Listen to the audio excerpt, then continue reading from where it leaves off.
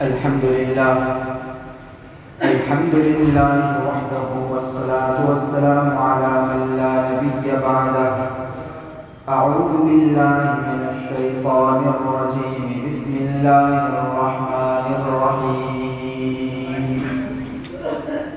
إن الذين آمنوا وعملوا الصالحات وأقاموا الصلاة وآتوا الزكاة لهم أجرهم عند ربهم ولا خوف عليهم ولا هم يحزنون. وقال الله تبارك وتعالى: إن الذين كفروا وماتوا وهم كفار فلن يقبل من أحدهم ملء الأرض ذهبا ولو افتدى به أولئك لهم عذاب أليم وما لهم من ناصرين. صدق الله مولانا العظيم وصدق رسوله النبي الكريم ونحن على ذلك لمن الشاهدين والشاكرين والحمد لله رب العالمين. بزرگان محترم، عزیز دوستو، ایک دنیا کی زندگی ہے اور ایک آخرت کی زندگی ہے. دنیا کی زندگی فانی ہے، ختم ہونے والی ہے. آخرت کی زندگی باقی ہے، ابدی ہے، ہمیشہ ہمیشہ رہنے والی ہے. جیسے یہ دنیا کی زندگی کو ہم اپنی سر کی آنکھوں سے دیکھتے ہیں، اس کے چرچے اپنے کانوں سے سنتے ہیں، اسے محسوس کرتے ہیں، اس کا یقین ہمارے دلوں میں بیٹھا ہوا ہے. اس سے زیادہ یقینی اور اس سے زیادہ طے شدہ بات اور اس سے زیادہ پکی اور حقیقی زندگی آخرت کی زندگی ہے. اس دنیاوی زندگی میں سکون ایمان کے بغیر ممکن نہیں اور آخرت کی زندگی میں کامیابی ایمان کے بغیر ممکن نہیں ہے. یہ بات اپنے دل و دماغ میں بٹھا لیجئے، دل کے تختی پر نقش کر لیجئے، اپنے آنے والی نسلوں کے دل و دماغ میں یہ بات بٹھا دیجئے کہ اس دنیاوی زندگی میں اگر سکون چاہتے ہو، عزت چاہتے ہو، ایمان کے بغیر ممکن نہیں ہے. اور آخرت کی ہمیشہ والی زندگی میں جو اصل ہمارا مقصد ہے اور جس کے لیے ہمیں اس دنیا میں بھیجا گیا ہے، اس آخرت کی ہمیشہ کی زندگی میں کامیابی بھی ایمان کے بغیر ممکن نہیں ہے. ایمان ہے کیا؟ جبریل امین علیہ السلام نے ایک مرتبہ اللہ کے نبی صلی اللہ علیہ وسلم سے پوچھا. بخاری شریف، مسلم شریف وغیرہ میں یہ حدیث ہے. جبریل امین تشریف لائے، اللہ کے نبی صلی اللہ علیہ وسلم کے پاس بالکل قریب آ کر بیٹھ گئے اور پوچھا: مل ایمان؟ یا رسول اللہ صلی اللہ علیہ وسلم، ایمان کیا ہے؟ اللہ کے نبی صلی اللہ علیہ وسلم نے فرمایا، جواب دیا: ایمان کہتے کسے ہیں؟ آپ نے فرمایا: الایمان ان تؤمن باللہ وملائکتہ وکتابہ ولقائہ ورسلہ والبعث بعد الموت. اور دوسری احادیث میں والقدر خیرہ وشرہ من اللہ تعالی، کہ چند چیزوں کو ماننا، چند چیزوں کا دل سے کامل مکمل پکا یقین کر لینا، اس کا نام ہے ایمان. وہ چند چیزیں کیا ہیں؟ نمبر 1 ان تؤمن باللہ، اور آگے اگر تھوڑا اور ڈیٹیل میں جائے تو ان تؤمن باللہ وحدہ لا شریک لہ، کہ ایک اللہ کو ماننا کہ جو کچھ ہے وہ اللہ ہی ہے. اس پوری کائنات کو اللہ ہی نے بنایا ہے اور اکیلے اللہ نے بنایا ہے. اس پوری کائنات کو بنانے میں اس کا کوئی ساجی اور کوئی شریک نہیں ہے، کوئی پارٹنر نہیں ہے. اس پوری کائنات کو چلاتا بھی وہی اکیلا ہے، اس میں بھی اس کا کوئی شریک نہیں ہے. اس پوری کائنات کے نظام کو چلانے والا، اس میں تبدیلی کرنے والا اور اس پورے سسٹم کو چلانے والا جب سے بنی ہے تب سے لے کر قیامت تک اس ایک اکیلے اللہ کے قبض و قدرت میں ہے، اسی کے اختیار میں ہے. اس کے اس کام میں اس کا کوئی شریک نہیں ہے. اور جب قیامت آئے گی تو اس پوری کائنات کے نظام کو ختم کر دیا جائے گا اور ایک نیا جہان قائم کیا جائے گا جسے یوم آخرت کہا جاتا ہے. وہ بھی ایک اللہ ہی کے قبضے میں ہے، اسی کے اختیار میں ہے. اس دنیا میں ہمارے ساتھ اور ساری انسانیت کے ساتھ بلکہ کائنات کے ذرے ذرے کے ساتھ ہر چیز کے ساتھ جو بھی حادثہ پیش آتا ہے جو کچھ بھی ہوتا ہے وہ اللہ ہی کے حکم سے ہوتا ہے. اللہ کے حکم کے بغیر کچھ نہیں ہوتا. ان الحکم الا للہ، حکم اللہ ہی کا چلتا ہے. ما شاء کان وما لم یشاء لم یکن، جو وہ چاہتا ہے وہی ہوتا ہے اور جو وہ نہیں چاہتا وہ نہیں ہو سکتا. جو ہوا ہے وہ اسی کے حکم سے ہوا ہے، جو ہوگا وہ اسی کے حکم سے ہوگا، اور جو نہیں ہوا تو اسی لیے نہیں ہوا کہ اس کا حکم نہیں ہے. ساری سائنس اور ٹیکنالوجی اور دنیا بھر کی ترقی ایک طرف ہے، وہ سب بعد میں ہے، پہلے میرے رب کا حکم ہے. ان تؤمن باللہ وحدہ، ایک اللہ پر ایمان ہو کہ ہمارے ساتھ، ہماری ذات کے ساتھ، کائنات کے ساتھ جو کچھ بھی ہوتا ہے وہ اللہ ہی کے حکم سے ہوتا ہے. اللہ کی مرضی کے بغیر پتہ نہیں ہل سکتا. ہم سانس نہیں لے سکتے، لیا ہوا سانس باہر چھوڑ نہیں سکتے، انگلی اٹھا نہیں سکتے، اٹھی ہوئی انگلی کو اٹھا نہیں سکتے. اس اللہ کے حکم کے بغیر ہم کچھ نہیں کر سکتے. کامل اور مکمل یقین اس اللہ کو. نمبر 2 وہ ملائکتی، اس کے فرشتوں پر ایمان ہو کہ اس اللہ نے اس کائنات کے نظام کو چلانے کے لیے فرشتوں کو مقرر کیا ہے، اور وہ اللہ ہی کے حکم سے، اپنی طرف سے نہیں، اللہ کے حکم سے اللہ کے دیے ہوئے فیصلوں کو کائنات میں صادر کرتے ہیں اور اس کے مطابق کائنات کا نظام چلتا ہے. تمام فرشتے بالکل برحق ہے اور اللہ کے حکموں کے تابع ہے اور اللہ کی ذرہ برابر نافرمانی نہیں کرتے. لا یعصون اللہ ما امرهم ویفعلون ما یؤمرون، جو اللہ نے ان کو حکم دیا ہے وہ پورا کرتے ہیں اور اللہ کی رتی برابر بھی نافرمانی نہیں کرتے. وکتبہ، اور اللہ نے جتنی بھی کتابیں نازل فرمائی ہیں، 4 کتابیں مشہور ہیں، بڑی بڑی کتابیں کہی جاتی ہیں، اس کے علاوہ اور بھی چھوٹی چھوٹی کتابیں اللہ نے نازل کی ہیں، صحیفے جسے کہا جاتا ہے، وہ سب کے سب برحق ہے، اللہ کی طرف سے نازل کی ہوئی ہیں. اگرچہ آج کی دنیا میں، آج کی تاریخ میں اللہ کی وہ کتابیں صحیح موجود نہیں ہیں. اللہ کی ایک ہی کتاب آج کی تاریخ میں برحق ہے، باقی جتنی کتابیں تھیں اس میں تحریف ہو چکے ہیں، ملاوٹ ہو چکی ہے، اپنی اصلی اور حقیقی شکل میں باقی نہیں ہے. لیکن اللہ نے جو نازل کی تھی وہ سب کے سب برحق تھی. اور آج کے دور میں قرآن مقدس اللہ کی نازل کی ہوئی کتاب بالکل اس دھرتی پر سب سے زیادہ سچی اور پکی کتاب ہے. اللہ کی نازل کی ہوئی ہے، اس میں ذرہ برابر شک نہیں ہے. اللہ کی کتابوں پر یقین کا یہ مطلب ہے کہ اللہ نے جو قرآن مقدس اتارا ہے وہ ہماری ہدایت کے لیے اتارا ہے، وہ اسی لیے اتارا ہے تاکہ ہم اس کو فالو کریں اور اس کے مطابق اپنی زندگی گزارنے کی کوشش کریں. اس میں لکھی ہوئی ایک ایک بات، اس کی ایک ایک آیت، اس کا ایک ایک حرف، اس کا ایک ایک زیر و زبر، بلکہ ایک ایک نقطہ بالکل برحق ہے. اس میں جو بھی لکھا ہوا ہے بالکل صحیح ہے. جب ہمارے کانوں میں کوئی قرآن کی آیت ٹکرا جائے کہ اللہ نے قرآن میں یہ کہا ہے تو پھر ساری چیزیں ہٹ جانی چاہیے، سارے شکوک و شبہات کے پردے چاک ہو جانے چاہیے، دل سے کامل اور مکمل یقین ہونا چاہیے کہ نہیں، اللہ نے اپنی کتاب میں کہا ہے، سچی کتاب میں اللہ کا یہ فرمان ہے، بالکل برحق ہے. ساری دنیا کی باتیں ایک طرف، اللہ کی کتاب کی بات ایک طرف. یقین ہونا چاہیے. ومن اصدق من اللہ قیلا ومن اصدق من اللہ حدیثا، اللہ کی بات سے زیادہ سچی بات کوئی نہیں ہو سکتی. اللہ کی کتابوں پر کامل اور مکمل یقین ہو کہ اللہ نے قرآن میں جتنی بھی باتیں بیان کی ہیں وہ بالکل سچی اور پکی اور برحق ہے، اور اسی میں ہماری نجات اور کامیابی ہے. اس سے ہٹ کر کامیابی ممکن ہی نہیں ہے، امکان ہی نہیں ہے کامیابی. ولقائہ اور والبعث بعد الموت، اللہ سے ملاقات برحق ہے. تمہارا ایمان ہو کہ ایک دن مرنا ہے اور مرنے کے بعد دوبارہ زندہ ہونا ہے اور وہاں اللہ کو منہ دکھانا ہے. اس پوری زندگی کا حساب و کتاب اللہ کے سامنے جا کر دینا ہے. وہاں اللہ تبارک و تعالیٰ کے سامنے سوال کیے جائیں گے. اللہ ہمیں ساری زندگی کا پوچھے گا کہ تم نے کیسے زندگی گزاری، جوانی کیسے گزاری، سارا حساب اور کتاب دینا ہے. والقائہ والبعث بعد الموت، کہ اللہ سے ملاقات کا یقین ہو، بعث بعد الموت کا یقین ہو. ایک دوسری زندگی آنے والی ہے، اس زندگی کے بعد ایک الگ زندگی جو ہمیشہ کی زندگی ہوگی وہ آنے والی ہے. اس پر یقین ہو، دل سے یقین ہو. زبان ایک ہے، زبان سے اقرار کرنا، ایک ہے زبان سے اقرار، زبان سے تو ہم اقرار کر لیتے ہیں، لیکن اس سے آگے کی چیز ہے دل کا یقین، اور اس سے بھی آگے کی چیز ہے اطمینان۔ ان باتوں پر ہمیں قلبی اطمینان ہو کہ ہاں ہم ان چیزوں پر بالکل مطمئن ہیں، ہمارا دل اس کو بالکل مانتا ہے۔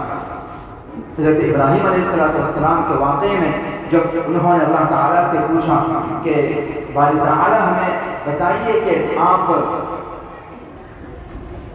موت کے بعد لوگوں کو کیسے زندہ کریں گے، اللہ تعالیٰ نے فرمایا تھا اولم تؤمن، کہ کیا تم ایمان نہیں رکھتے؟ تو فرمایا کہ ایمان تو ہے، بلا کیوں نہیں، پیغمبر سے زیادہ ایمان تو کسی کا نہیں ہو سکتا، ایمان تو ہے، لیکن یہ کہا ولکن یطمئن قلبی، تاکہ اطمینان کی کیفیت حاصل ہو جائے۔ ایمان تو ہے، یقین تو ہے، لیکن اطمینان حاصل کرنا چاہتا ہوں۔ پھر اللہ تبارک و تعالیٰ نے ان کو حکم دیا کہ یہ کام کرو، اور پھر 4 پرندوں کو لینے کا پورا تفصیل واقع ہے 3 پارے کے 2 رکوع میں۔ تو یہاں بھی علماء فرماتے ہیں کہ اس سے یہ ثابت ہوا کہ ایمان اور یقین سے بڑھ کر ہے اطمینان۔ گویا کہ 3 چیزیں ہو گئی، ایک تو ہے صرف زبان سے اقرار کر لینا کہ ہم مسلمان ہیں، ہم ان ساری چیزوں کو جو بچے مدرسے میں مکتب میں پڑھتے ہیں آمنت باللہ و ملائکہ، اور ترجمہ بھی پڑھتے ہیں، میں ایمان لایا اللہ پر، اس کے فرشتوں پر، اس کی کتابوں پر، اس کے رسول، یہ ساری چیزیں زبان سے کہتے ہیں۔ یہ گویا کہ 3 نمبر کی چیز ہے۔ اس سے آگے کی 2 نمبر کی چیز ہے ان چیزوں پر دل میں یقین بیٹھ جائے، یقین بیٹھ جائے کہ ہاں یہ ساری چیزیں بالکل برحق ہے، اس میں ذرہ برابر شک نہیں۔ اور اس سے آگے کی چیز ہے اطمینان، یقین بھی ہے اور دل میں مکمل اطمینان ہے کہ ان چیزوں پر ہمیں ذرہ برابر شک نہیں ہے، ہمارا دل ان باتوں پر، ان عقیدوں پر 100% مطمئن ہے، 100% ذرہ برابر کوئی شک نہیں، کوئی سوال نہیں، ان باتوں پر ہمیں کامل اور مکمل شرح صدر ہے اور اطمینان ہے۔ یہ سب سے آگے کی چیز ہے، تو ان باتوں پر اطمینان اور یقین ہونا چاہیے کہ یہ ساری چیزیں بالکل برحق ہے۔ مرنے کے بعد تو ہم زبان سے تو کہتے ہیں کہ ہاں مرنا ہے، مرنے کے بعد حساب و کتاب دینا ہے، لیکن کتنا یقین ہے اور کتنا اطمینان ہے ان باتوں پر، یہ ہمارا عمل ہمیں بتائے گا۔ اور اسی طرح ورسولہ، اس کے پیغمبروں پر ایمان ہو، کامل مکمل یقین ہو کہ اللہ نے انسانیت کی ہدایت کے لیے 1.25 لاکھ تقریباً پیغمبر دنیا میں بھیجے ہیں، بہت بڑی تعداد پیغمبروں کی بھیجی ہے، اور ہر قوم کے پاس پیغمبر بھیجے ہیں۔ لکل قوم ہاد، قرآن نے کہا کہ ہر قوم کے پاس اللہ نے پیغمبر بھیجے ہیں۔ یہ پیغمبروں کا سلسلہ اللہ نے انسانیت کی ہدایت کے لیے چلایا ہے، تاکہ اللہ کی تعلیمات اور اللہ کی دی ہوئی ہدایات کے مطابق لوگ زندگی سنوار سکیں، بنا سکیں اور اصل مقصد سمجھ سکیں۔ تو جتنے بھی پیغمبر دنیا میں تشریف لائے ہیں، اور سب سے آخر میں جناب محمد رسول اللہ صلی اللہ علیہ وسلم دنیا میں تشریف لائے ہیں، وہ سب سے آخری پیغمبر ہے۔ اس بات پر بھی ایمان ہو، یقین ہو، اور رسول ہی میں یہ بھی چیز شامل ہوگی کہ آخری پیغمبر حضرت محمد رسول اللہ صلی اللہ علیہ وسلم ہے، یہ سب سے آخری پیغمبر ہے، ان کے بعد کوئی نبی آنے والا نہیں ہے۔ آج یہ بھی ایک فتنہ ہے، لوگ الگ الگ جگہوں سے اٹھ کر اپنے آپ کو نبی ہونے کے دعوے دار ثابت کرنے لگتے ہیں کہ میں بھی نبی ہوں، نعوذ باللہ ثم نعوذ باللہ۔ تو ما كان محمد ابا احد من رجالكم ولكن رسول الله وخاتم النبيين، آخری نبی ہے، ان کے بعد کوئی نبی نہیں آنے والا۔ آپ نے فرمایا لا نبی بعدی، میرے بعد کوئی نبی نہیں۔ تو آقا صلی اللہ علیہ وسلم پر ایمان میں یہ چیز بھی شامل ہے کہ آپ آخری نبی ہیں، آپ کے بعد کوئی نبی آنے والا نہیں ہے۔ 1000 لاکھ دلیلوں کے ساتھ اگر کوئی یہ ثابت کر دے کہ میں آج کی تاریخ میں اللہ کا نبی ہوں، اس کی لاکھ دلیلیں جوتی کی نوک پر، ہم نہیں مانیں گے آخری نبی تو ہمارے آقا ہی ہے۔ یہ بھی آپ پر ایمان کا ایک جز ہے، اور یہ بھی کہ آپ جو تعلیمات لے کر آئے ہیں، جو احادیث مبارکہ سے باتیں ثابت ہے کہ یہ میرے آقا نے کہی ہے، یہ میرے آقا نے کہی ہے، اس پر کامل اور مکمل یقین بھی ہو اور اطمینان بھی ہو کہ میرے آقا کی بات بالکل سچی ہے۔ آپ پر ایمان لانے کا ایک چیز یہ بھی ہے۔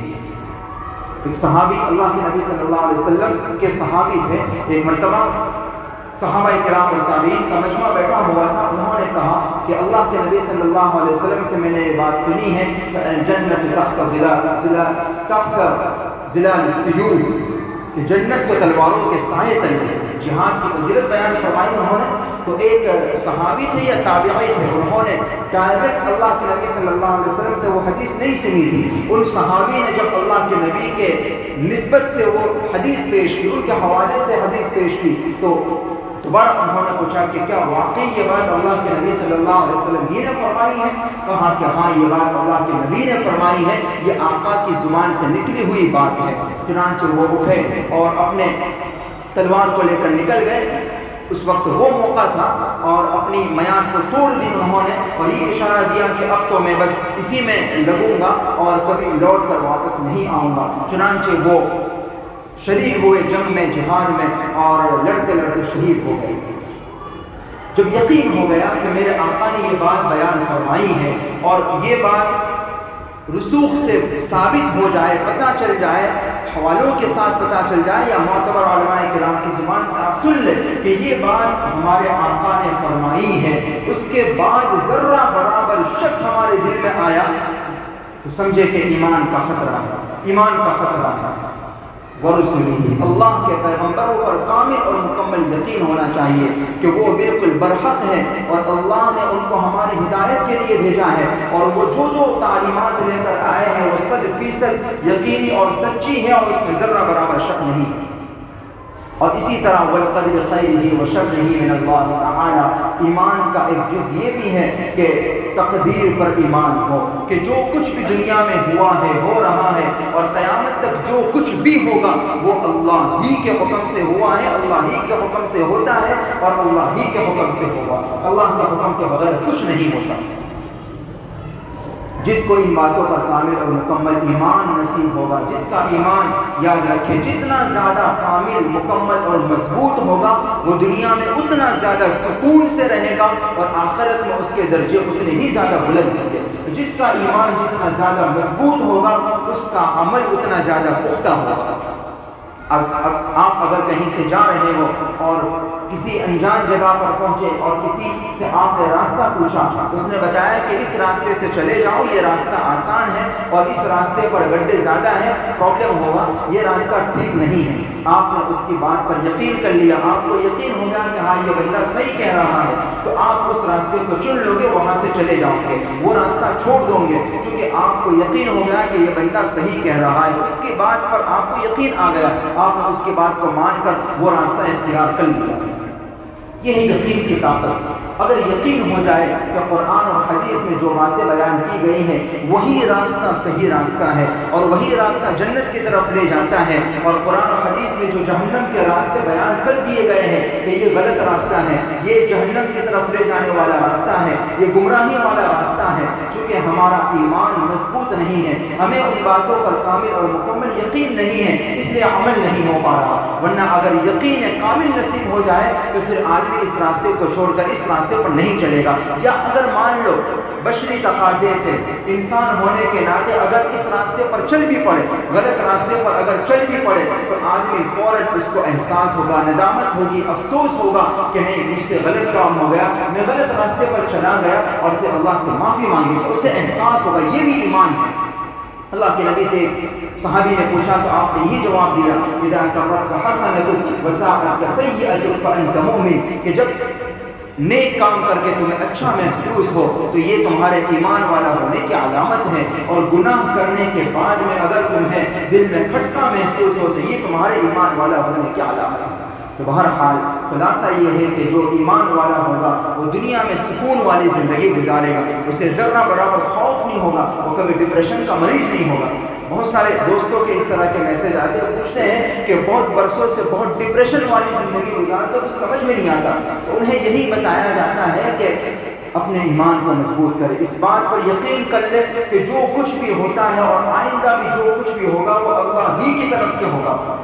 صحیح راستہ چنیے، صحیح اس راستے کے ماہر لوگوں سے معلومات حاصل کیجیے، مشورہ کیجیے، اور پھر اللہ کا نام لے کر اس راستے پر چل پڑو، لیکن کامل اور مکمل یقین اور بھروسہ اللہ ہی پر ہونا چاہیے کہ جو کچھ بھی ہوگا وہ اسی کی طرف سے ہوگا، اور اس کی طرف سے جو ہوگا وہ اچھا ہی ہوگا، کبھی غلط نہیں ہوگا۔ اسی کو اللہ پاک نے فرمایا وَلَا خَوْفٌ عَلَيْهِمْ وَلَا هُمْ يَحْزَنُونَ، جو کامل ایمان والے ہیں اور اللہ کے ولیوں کے بارے میں فرمایا الا ان اولیاء اللہ لا خوف علیہم ولا هم يحزنون، کہ ان کو ذرہ برابر خوف اور ڈر محسوس نہیں ہوگا، وہ کبھی رنجیدہ اور ٹینشن میں نہیں آئیں گے۔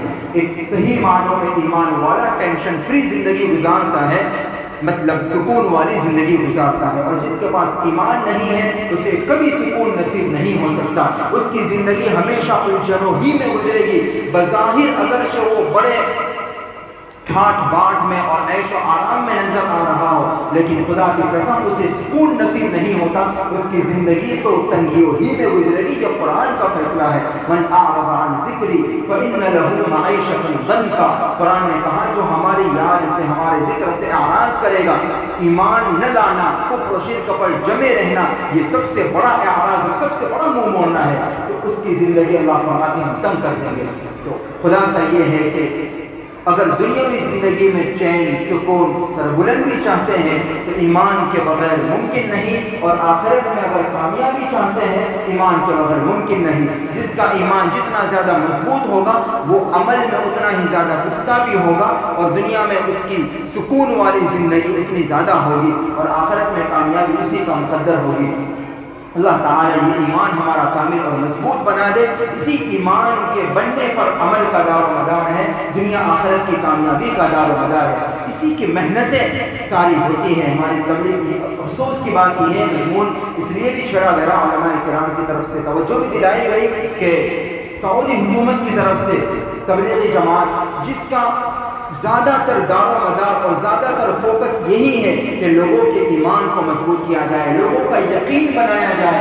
ایمان اور یقین جتنا زیادہ مضبوط ہوگا عمل پر چلنا اتنا زیادہ آسان ہوگا۔ آج اسی سعودی حکومت کی طرف سے یہ فیصلہ کیا گیا، یہ نیز آئی کہ وہاں کے جمعہ کے خطبوں میں یہ حکم دیا گیا خطباء کو کہ تبلیغی جماعت کی نعوذ باللہ گمراہیوں کو بیان کیا جائے اور اس کی غلط باتوں کو بیان کیا جائے، اس کو بیان کرنے کی باتیں کی جائے۔ تو اس سلسلے میں یہ باتیں بیان کی گئی کہ یقیناً اس کا ایک سارے عالم میں فائدہ ہے، اور اس کی ساری محنتیں ہی اسی پر ہے کہ اپنے ایمان کو مضبوط کیا جائے۔ دنیا اور آخرت کی کامیابی ایمان اور یقین پر منحصر ہے، اسی کی یہ ساری محنتیں چلتی ہیں۔ تو اپنے ایمان اور یقین کو مضبوط کرنے کے لیے اس کی محنتوں میں اور اس کی فکروں میں اپنے آپ کو لگنا چاہیے، اس کا فائدہ آپ خود انشاءاللہ محسوس کریں گے۔ اسی طرح جو ایمان والے ہیں، مضبوط اور کامل ایمان والے، اللہ والے ہیں، علماء کرام ان کی صحبت میں بیٹھے، ان سے معلومات کریں، ان سے علم حاصل کریں، اور اس طرح کی دینی مجلسوں میں جتنا زیادہ بیٹھیں گے، شرکت کریں گے، دین کی باتیں جتنی زیادہ سنیں گے، انشاءاللہ تعالیٰ اتنا ایمان مضبوط ہوتا چلا جائے گا اور اتنا عمل کا جذبہ پیدا ہوگا۔ اللہ تعالیٰ ہم تمام کے ایمان اور یقین کو مضبوط بنا دے، اور ہر طرح کے کفر و شرک اور گمراہی سے اللہ تعالیٰ میری آپ کی ہماری نسل کی حفاظت فرمائے، آمین۔